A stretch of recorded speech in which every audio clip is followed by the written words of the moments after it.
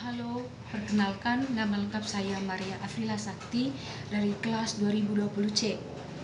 Baik, di sini saya akan menjelaskan mengenai tugas yang telah diberikan, yaitu tentang tentang sistem panca indera, yang kedua tentang anatomi panggul wanita, dan yang ketiga nanti yang terakhir saya akan menjelaskan tentang proses menstruasi. Baik, yang pertama itu materi tentang sistem panca indera. Di bagian ini saya akan menjelaskan tentang di bagian anatomi dan fisiologi penglihatan atau mata. Baik, mata secara garis besar terdiri dari 3 lapis dari luar ke dalam, yaitu yang pertama adalah lapisan tunika fibrosa yang kuat yang terdiri dari kornea dan sklera. Lapisan kedua ada tunika vaskulosa, yaitu koroid yang kaya akan pembuluh darah, dan lapisan yang ketiga yang paling dalam adalah tunika nervosa, yaitu retina yang penting untuk proses melihat. Beberapa struktur lain yang penting untuk diketahui juga, yaitu ada corpus ciliaris, lensa, iris, bilik mata depan, discus opticus, corpus vitreus, dan fovea. Nah, ketika kita melihat, maka cahaya akan masuk dan mengalami refraksi melalui kornea, kemudian menuju pupil dan ke lensa. Kemudian cahaya akan difokuskan ke retina. Agar kita dapat melihat, cahaya difokuskan pada satu titik di retina melalui refraksi yang terjadi. Proses mata melihat sangat tergantung pada refraksi. Nah, apa yang dimaksudkan dengan refraksi? Jadi, refraksi itu adalah peristiwa berbeloknya berkas sinar. Apakah refraksi ini penting untuk proses melihat? Tentu saja, karena refraksi dibutuhkan agar bekas sinar cahaya dapat terfokuskan ke retina. Berapa media refraksi antara lain adalah kornea dengan kekuatan 1,37, kemudian bilik mata depan dengan kekuatan kekuatan 1,33, lensa dengan 1,40, dan corpus vitreus dengan kekuatan refraksi 1,33. Fotoreseptor itu adalah sel yang menerima sinar cahaya dan melakukan fototransduksi, yaitu mengubah energi cahaya menjadi energi listrik. Fotoreseptor ini dibagi menjadi dua, yaitu sel batang dan sel kerucut. Fungsi keduanya pun berbeda. Sel batang berfungsi untuk melihat dan dalam keadaan gelap, sedangkan sel kerucut berfungsi untuk melihat dalam keadaan terang. Sel batang berjumlah lebih banyak, yaitu 1,20 juta per retina, sedangkan sel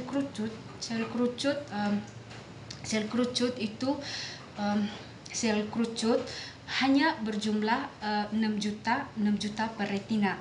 Sel batang terdapat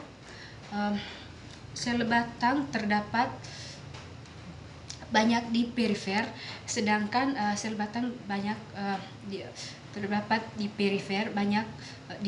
sedangkan sel kerucut terkonsentrasi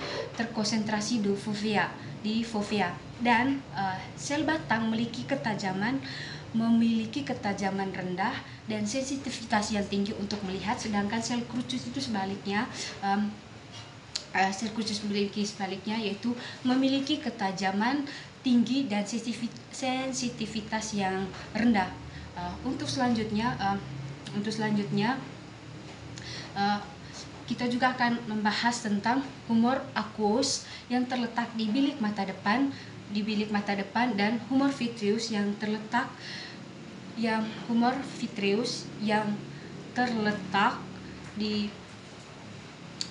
di antara lensa dan retina.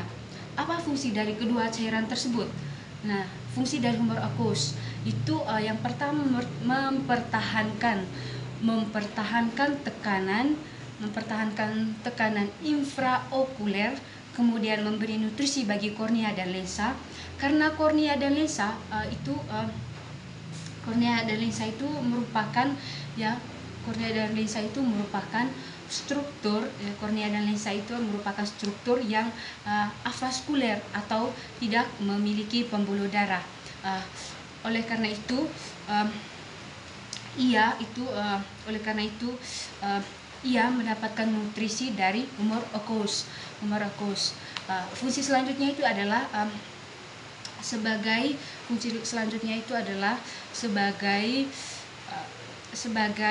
salah satu media refrakta, menjaga integritas struktur bilik mata depan dan mengeluarkan ekskresi produk metabolik. Nah, sedangkan bagaimana dengan humor vitreous? Humor vitreous ini terletak di antara lensa dan retina,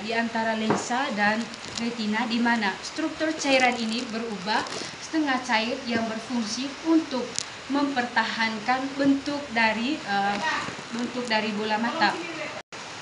Lalu penjelasan yang berikutnya itu tentang proses menstruasi. Jadi proses menstruasi adalah luruhnya dinding rahim yang dipersiapkan untuk kehamilan. Jika tidak terjadi pembuahan sel telur oleh sel sperma, wanita akan mengalami proses menstruasi setiap bulannya. Namun tiap wanita itu memiliki siklus yang berbeda-beda. Proses menstruasi merupakan sebuah siklus. Siklus menstruasi umumnya terjadi selama 28 hari, dihitung dari hari pertama periode haid saat ini hingga hari pertama periode haid selanjutnya. Lalu proses menstruasi dibagi ke dalam 4 fase. Di antaranya yaitu yang pertama itu fase menstruasi. Jika tidak terjadi pembuahan sel telur oleh sperma pada fase menstruasi, lapisan dinding rahim atau endometrium yang mengandung pembuluh darah, sel-sel dinding rahim dan lendir akan luruh dan keluar melalui vagina. Fase ini dimulai sejak hari pertama siklus menstruasi dimulai dan bisa berlangsung selama 4 sampai 6 hari. Pada fase ini wanita biasanya akan merasakan nyeri di perut bagian bawah dan punggung karena rahim berkontraksi untuk membantu meluruhkan endometrium itu sendiri. Lalu yang kedua itu adalah fase folikular. Jadi fase ini berlangsung sejak hari pertama menstruasi hingga memasuki fase ovulasi. Pada fase ini ovarium atau indung telur akan memproduksi folikel yang berisi sel telur. Ya. Seiring dengan pertumbuhan folikel ovarium, dinding endometrium juga akan mendebal untuk menyambut sel telur yang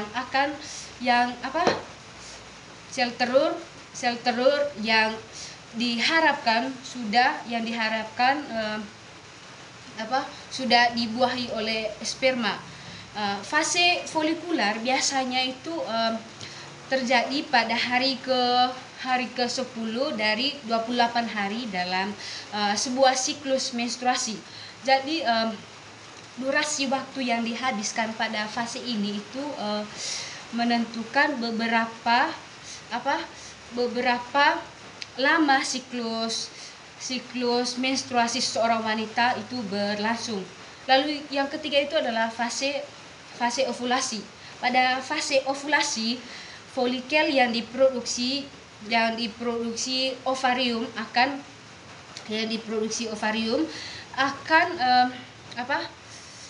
akan melepaskan sel telur untuk dibuahi.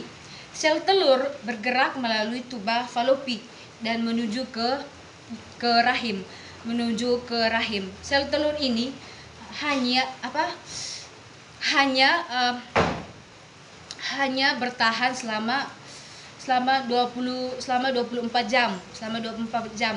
Jika tidak dibuahi sperma, sel telur akan mati. Otomatis sel telur akan mati. Sebaliknya itu, jika sel telur dibuahi sperma, akan terjadinya kehamilan. Fase ovulasi menandai masa subur wanita. Ovulasi biasanya terjadi sekitar 2 minggu sebelum siklus menstruasi berikutnya itu dimulai. Lalu yang keempat itu adalah fase luteal. Setelah fase ovulasi, folikel yang telah pecah dan mengeluarkan sel telur akan membentuk korpus luteum di fase ini. Korpus luteum akan memicu peningkatan hormon progesteron untuk mempertebal lapisan dinding rahim. Fase ini juga itu dikenal sebagai fase pramenstruasi. Yang umumnya itu ditandai dengan sejumlah gejala seperti payudara membesar, muncul jerawat,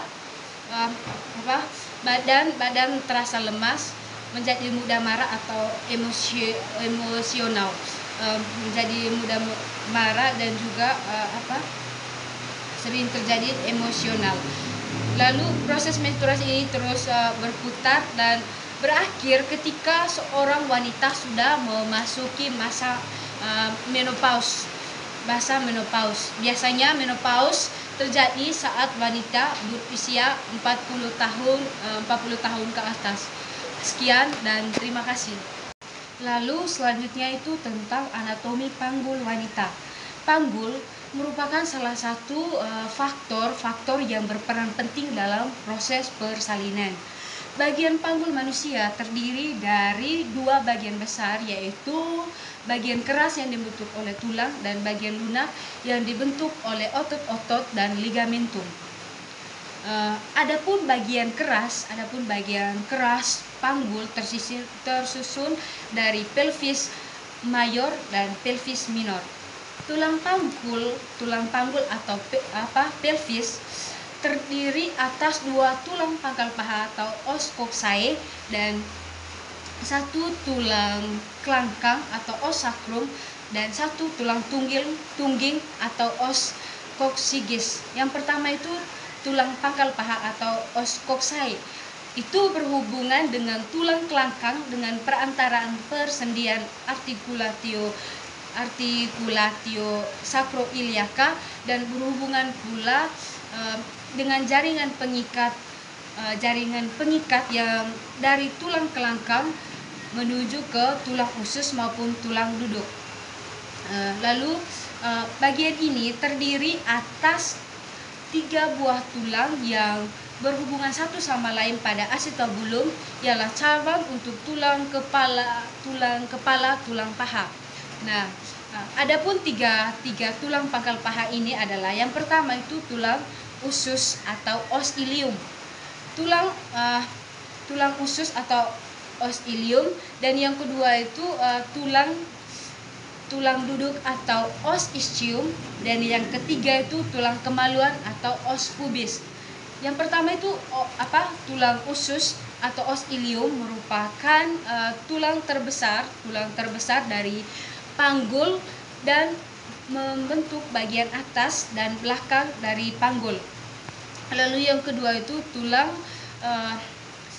duduk atau os ischium, itu bagian ini itu terdapat di sebelah bawah dari tulang usus. Lalu yang ketiga itu tulang kemaluan atau os pubis. Depan dari tulang os pubis, os pubis terdapat itu di sebelah bawah dan depan dari tulang usus. Lalu yang kedua itu adalah tulang kelangkang atau os sacrum. Jadi tulang kelangkang atau os sacrum ini berbentuk segitiga, melebar di atas dan meruncing ke bawah. Terletak di sebelah belakang antara kedua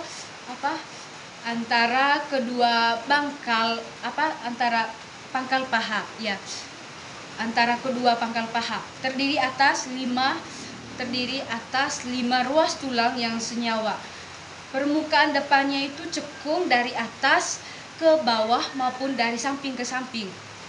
Kiri dan kanan dari garis tengah nampak 5 buah lubang yang disebut foramen sacralia anterior.